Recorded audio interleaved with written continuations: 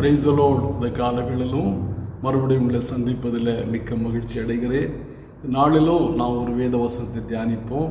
51 சங்கீதம் 17 வசனம். சங்கீதம் 51:17. தேவனுக்கு ஏற்கும் பலிகள் நொறுங்குண்ட ஆவிதான். தேவனே, நொறுங்குண்டதும் நறுங்குண்டதுமான இதயத்தை நீர் புறக்கணீர். இந்த சங்கீதத்தில் தாவீது சொல்கிறார், தேவனுக்கு ஏற்கும் பலிகள் நொறுங்குண்ட ஆவி. தேவனே, நொறுங்குண்டதும் நறுங்குண்டதுமான இதயத்தை நீர் புறக்கணீர். தாவீது இந்த வார்த்தையை தன்னுடைய அனுபவத்திலிருந்து சொல்லுகிறதை காண்கிறோம். இந்த சங்கீதத்துடைய தலைப்பு நமக்கு தெரியும். தாவீது பரிசை படத்தில் பாவம் செய்த போது நாத்தான் தீர்க்கதரிசினாலே உணர்த்து வைக்கப்பட்டு பாவ உணர்வோடு கூட பாடின சங்கீதம்தான் இந்த சங்கீதம். நமது 2 சாமுவேல் 12:13 வாசிக்கும்போது, நீதான் அந்த மனிதன் என்று சொன்னபோது தாவீது சொல்கிறார், நான் கர்த்தர் விரோதமாய் பாவம் செய்தேன் என்று தன்னுடைய பாவத்தை அறிக்கையிட்டார். அந்த 2 சாமுவேலில் ஒரே வசனத்தில் இந்த காரியம் சொல்லப்பட்டிருக்கிறது. இந்த 51 சங்கீதம் முழுவதுமே அந்த பாவ உணர்வடைந்து தாவீது பாடினதான சங்கீதம். 38 சங்கீதம் கூட இந்த சூழ்நிலையில் தாவீது பாடினது. இந்த சங்கீதத்தில் அவர் தன்னுடைய பாவ அறிக்கையிட்டு தன்னுடைய நிலைமை அறிக்கையிட்டு அவர் சொல்லுகிறார். ஆகையினாலே தாவீது தன்னுடைய அனுபவத்திலிருந்து சொல்லுகிறார், தேவன் நொறுங்குண்டு இதயத்தில் பிரியப்படுகிற தேவன், நொறுங்குண்டு பணிந்த ஆவி உள்ளிடத்தில் அவர் வாசம் பண்ணுகிறார் என்பதை தாவீது அறிந்திருந்தபடினாலே இந்த சங்கீதத்தை அவர் சொல்லுகிறார். பாருங்க, தேவனுக்கு ஏற்கும் பலிகள், தேவன் விரும்புகிற பலி ஆடையோ மாடையோ பலி செலுத்துவதல்ல, நொறுங்கின இதயத்தோடு கூட ஆண்டவரிடத்தில் வருவதை ஆண்டவர் விரும்புகிறார். யார் ஆண்டவருடைய சமூகத்தில் ஆடு மாடுகளோட பலிகளோட கூட வருவதை ஆண்டவர் விரும்புகிறார் என்று தாவீது சொல்லவில்லை. நொறுங்குண்ட இதயத்தோடு கூட உடைக்கப்பட்ட உள்ளத்தோடு கூட வருகிறார்களோ அவர்களை ஏற்றுக்கொள்ளுகிறார் என்று தாவீது இங்கே குறிப்பிடுகிற காண்கிறோம். பாருங்க, பொதுவாக சில மனிதரிடத்தில் போகும்போது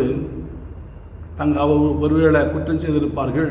இந்த குற்றத்துக்காக சிலர் அந்த மனிதரிடத்தில் தன்னை தாழ்த்தி மன்னிப்பு கேட்டு ஒப்புரவாகி அந்த மனிதனை தன்னுடைய கோபத்திலிருந்து நீக்கி விடுவார்கள். சிலர் தன்னுடைய தவறுக்காக அழும்போது அந்த நபர் இவர் பாவ உணர்வுடைந்து அழுகிறான்னு சொல்லி அந்த குற்றத்தை மன்னித்து விடுவார். ஆண்டவர் அழும்போது மன்னித்து விடுகிற தேவன், நொறுங்கின இதயத்தோடு கூட தன்னுடைய பாவங்களை அறிக்கையிடும்போது மன்னிக்கிற தேவன். சாலமன் சொல்லும்போது கூட பிரசங்கி 10:4 சொல்கிறார், அதிபதியின் கோபம் உன்மேல் எழும்பினால் நீ உன் ஸ்தானத்தை விட்டு விலகாதே, இணங்குதல் பெரிய குற்றங்களை அமர்த்தி போடும் என்று. அப்போ இணங்குதல் பெரிய குற்றங்களை அமர்த்தி போடும். ஆண்டவருடைய சமூகத்தில் நம்முடைய குற்றங்களை உணர்ந்து நம்முடைய குற்றங்களை ஆண்டவருடைய சமூகத்தில் சொல்லும்போது நம்மை அவர் அங்கீகரிக்கிற தேவனாய் காணப்படுகிறார். நாம் 1 ராஜாக்கள் 21 வாசிக்கும்போது அந்த ஆகாப் ராஜா ஆண்டவர் விரோதமாக பாவம் செய்தார். அவர் பாவம் செய்யவில்லை, அவருடைய மனைவி தவறு செய்தார். அந்த குற்றம் அந்த ஆகாப் ராஜாவின் பேரில் அல்லது ராஜா தான் ஆகாப்பு தான் பாவம் செய்தான் என்று சித்தரிக்கப்படுகிறது. அந்த சம்பவத்தை நான் வாசிப்போமானா, நாபோத்துடைய திராட்சை தோட்டத்தை ஆகாப்பு கேட்டார். நாபோத் சொன்னார், எங்களுடைய பிதாக்களுடைய சுதந்திரத்தை நான் விற்க மாட்டேன், ஆனால் இப்போ விலைக்கு கொடுக்கறதாக இல்லை அப்படின்னு சொன்னதும் துக்கத்தோடு ஆகாப்பு படுத்து கொண்டான். சாப்பிடாமல் படுத்து கொண்டான். முகத்தை சுவர்புறமாக திருப்பி கொண்டு படுத்து கொண்டான். அவருடைய மனைவி ஏசபேல் என்ன நீ சாப்பிடாமல் படுத்திருக்கிற, நீ ராஜாவாக இருக்கிறதைன்னு சொல்லி அவருடைய விசாரித்த போது காரியத்தை ஆகாப்பு சொன்னார். ஆகாப்பு சொன்னபோது ஆகாப்பு தெரியாமலே ஆகாப்பை சாப்பிட சொன்னால் சாப்பிட்டுட்டு ஆகாப்பு நல்லா தூங்கியிருப்பார். இந்த ஏசபேல் என்ன பண்ணால் ஒரு கடிதத்தை எழுதி ஆகாப்புடைய அந்த லெட்டர் பேடில் லெட்டர் எழுதி முத்திரை, அதாவது ரப்பர் ஸ்டாம்ப் போட்டு நாபோத் இருந்த பட்டணத்து மூப்பருக்கு அனுப்பினாள். இந்த நாபோத்தை கொன்று போடுங்க அப்படின்னு சொல்லி. இதெல்லாம் ஆகாப்பு தெரியாது. நாபோத்தை கொன்று போட்ட பிற்பாடு அந்த ஊரில் உள்ளதான அந்த மூப்பர்கள் இயேசுவில் சொல்லி அனுப்புகிறார்கள், நாபோத்து செத்து போனான், அவருடைய பிள்ளைகள் செத்து போனார்கள், இனி அந்த நிலம் உங்களுக்கு தான் சொந்தம் அப்படின்னு சொல்லி அனுப்புறதும் ஏசபேல் வந்து கூலாக சொல்லுகிறான், ஆகாப்பே நீ சாப்பிடாம தூங்கிட்டு இருந்தியே, அந்த நிலத்தை அவன் தரமாட்டேன்னு சொன்னானே, அவன் செத்து போனான், நீ ஒரு நிலத்தை எடுத்துக்க அப்படி சொல்லி அனுப்புகிறான். இப்போ ஆகாப்பு நாபோத்துடைய திராட்சை தோட்டத்தை சொந்தமாக எடுத்துக்கொள்ளும்படி அரண்மனையிலிருந்து புறப்பட்டு போகிறான். ஆண்டவர் ஆகாப்பை பார்த்து சொல்லுகிறார்,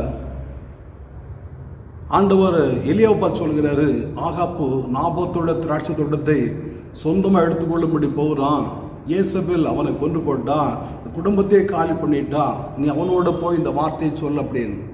அப்போது எலியா வந்து ஆகாப்பை பார்த்து சொல்லுகிறாரு, நீ நாபோத்தை கொன்று அவன் திராட்சை தோட்டத்தை எடுத்துக்கொண்டபடினாலே நாபோத்துடைய இரத்தத்தை நாய்கள் நக்குனது போல, நாய்கள் நக்குன இடத்துல உன்னுடைய இரத்தத்தை நாய்கள் நக்கும், ஏசபேலை நாய்கள் தின்று போடும் அப்படின்னு கடுமையான ஒரு வார்த்தையை, கர்த்தருடைய வார்த்தையை எலியா தீர்க்கதரிசி ஆகாப்பு சொன்னார். இந்த வார்த்தையை கேட்டதும் ஆகாப்பு ரெட்டுடுத்தி மனத்தாழ்மையோடு நடந்து கொண்டான் என்று அங்கு சொல்லப்படுகிறது.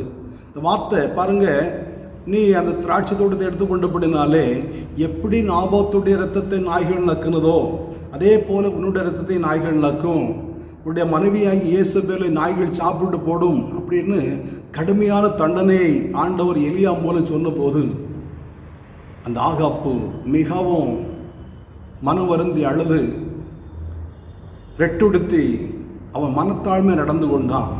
இந்த காரியத்தை கர்த்தர் பார்த்து அந்த ஆகாப்பை பார்த்து சொல்லுகிறார், எலியா பார்த்து சொல்கிறாரு, ஆகாப்பு எனக்கு முன்பு நடந்து கொண்டதை, தாழ்மையாக நடந்து கொண்டதை, அவன் தன்னை தாழ்த்தினதை, ரெட்டு உடுத்தி இருக்கிறதை கண்டாயா, ஆகையினாலே நான் இனி இந்த தீமையை அவனுடைய நாட்களில் செய்யாமல் அவனுடைய பிள்ளையுடைய நாட்களில் செய்வேன்.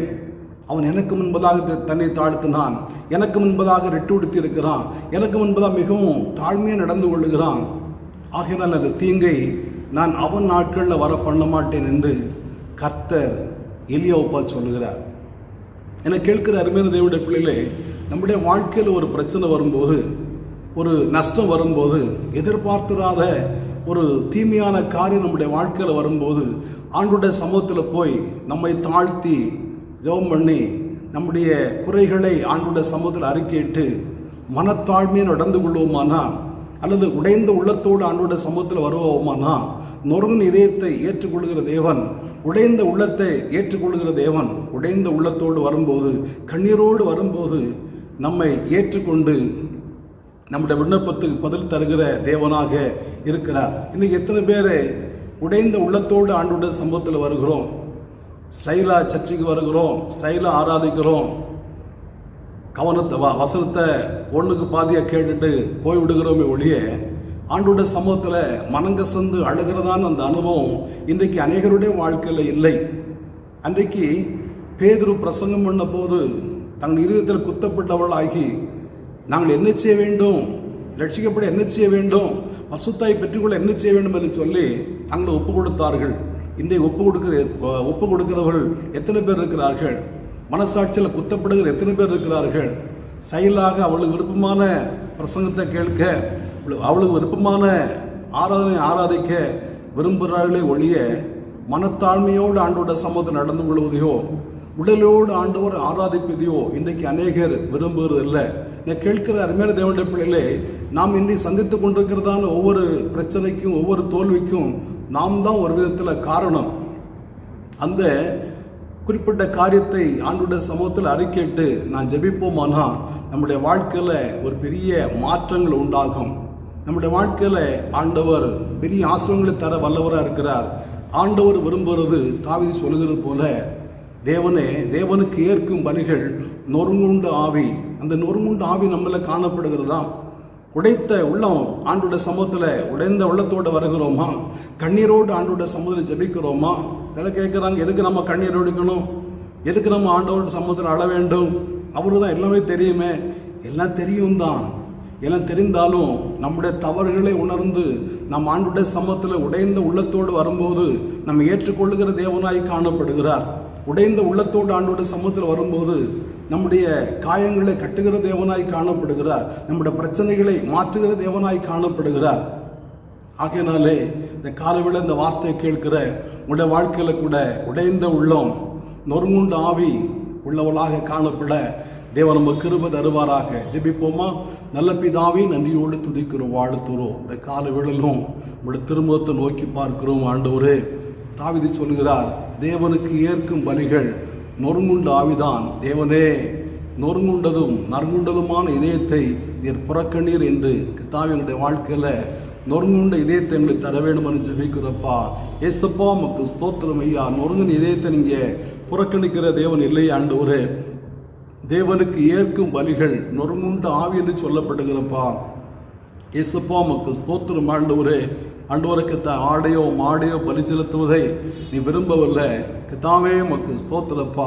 உடைய சமூகத்தில் மனத்தாழ்மையே நடப்பதை அல்லாமல் அவர் வேற என்னத்தை உன்னிடத்தில் கேட்கிறார்னு நாங்கள் வாசிக்கிறோம். ஆண்டவரே, கர்த்தருடைய சமூகத்தில் மனத்தாழ்மையை நடந்து கர்த்தருடைய சமூகத்தில் ஆண்டவரை கர்த்தாவேப்பா ஏசப்பா தாழ்மையை நடந்து உள்ள நீங்கள் எதிர்பார்க்கிறீரப்பா.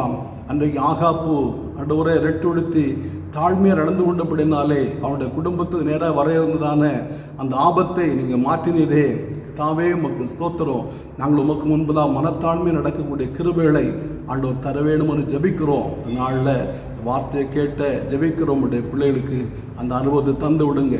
நல்ல நாமத்தை மகிமைப்படுத்துங்க. இயேசு மூலம் பிதாவே. ஆமென், ஆமென். ஆண்டவர் நம்மை ஆசீர்வதிப்பார்.